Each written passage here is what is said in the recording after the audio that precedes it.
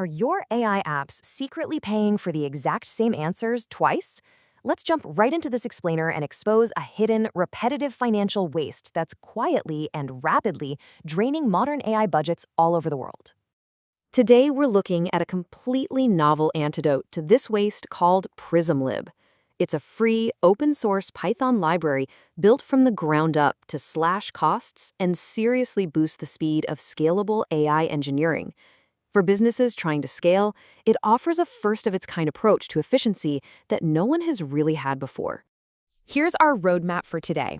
We'll start with the hidden cost of AI, introduce our novel solution, PrismLib, and then break down its three compounding layers: semantic caching, streaming data locally, and P2P cluster sharing. Finally, we'll look at the bottom line for business. All right, Section 1, the hidden cost of AI. Let's talk about the repetitive waste happening in modern applications right now. Imagine a busy call center, right? You've got two different agents independently researching the exact same customer question, say a simple password reset. But they aren't sharing notes. Agent 1 figures it out, and then literally a minute later, Agent 2 starts completely from scratch. Well, this is exactly how your business's AI operates right now. It's just doing the exact same work over and over again. So where is the money actually going? It really comes down to three huge bottlenecks. Because large language models charge by the token, which is basically by the word, companies are literally paying full price every single time a user just slightly rephrases a question. Plus, you've got apps sending these super bloated prompts stuffed with unnecessary background documents just in case, and then we're suffering through massive network delays waiting on the database. It is, quite frankly, a trifecta of waste. Which brings us to Section 2, a novel solution, PrismLib, and its three layers of compounding savings. The architecture here is broken down into three totally distinct parts: PrismCache, PrismDriver, and PrismLib Micro.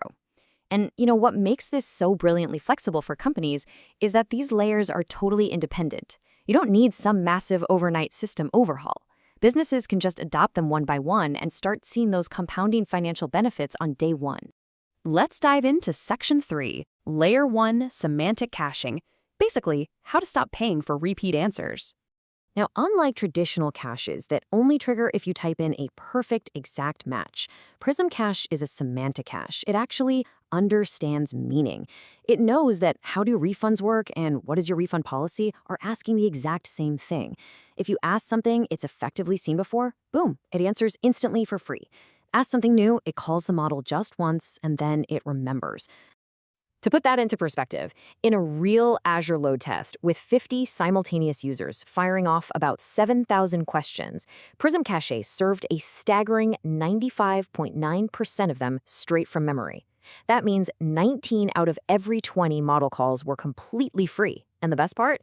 It does this while guaranteeing mathematical data isolation between tenants. So there's absolutely no way one company's data is bleeding into another's. Moving right along to Section 4, Layer 2, Streaming Data Locally. It is time to stop waiting on the database.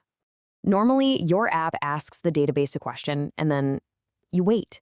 PrismDriver flips this entirely. By using a small companion process that streams changes directly into your app's memory, the reads never actually leave the process. It's kind of like keeping a live, automatically updating inventory screen right on your desk instead of picking up the phone to call the warehouse every single time you need to check stock. Plus, any stale data just automatically invalidates itself. Look at this speed increase. It's absolutely wild. On an 11,000-row index in Azure, the average read latency plummeted from 142.8 milliseconds down to just 2.0 milliseconds. We're talking about 70 times faster. If your company is running high-volume AI apps, completely eliminating that network bottleneck is an absolute game-changer for user experience. All right, Section 5, Layer 3, P2P cluster sharing, multiplying those savings across all your servers. Using a totally novel peer-to-peer protocol called Chorus, this layer links all your servers together. The very second one single server figures out an answer, it broadcasts it across the whole network in just 22 milliseconds. So if server A pays the toll to answer a prompt, servers B, C, and D instantly get that exact knowledge completely for free. By sharing these answers and automatically trimming those massive background documents by up to 64% before even calling the model, the enterprise savings are just immense. In real-world Azure tests across a 3-node cluster deployed on separate networks, they saw an incredible 76% average token savings. It's a remarkably effective way to protect your bottom line at scale. Finally, Section 6, the bottom line for business, how this builds the ultimate cost-saving machine.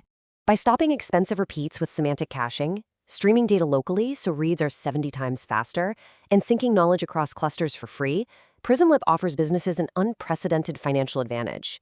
Honestly, no traditional setup has ever combined these efficiencies into a streamlined, open-source package before. It lets companies scale up their AI engineering without their budgets spiraling out of control. But the most fascinating part of this whole architecture is actually a hidden feature we haven't even talked about yet.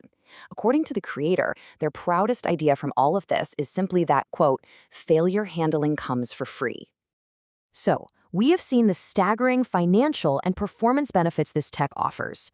But it leaves us with one critical, fascinating question to explore next time. In a system moving this incredibly fast, how exactly does this novel tech survive a total catastrophic network failure?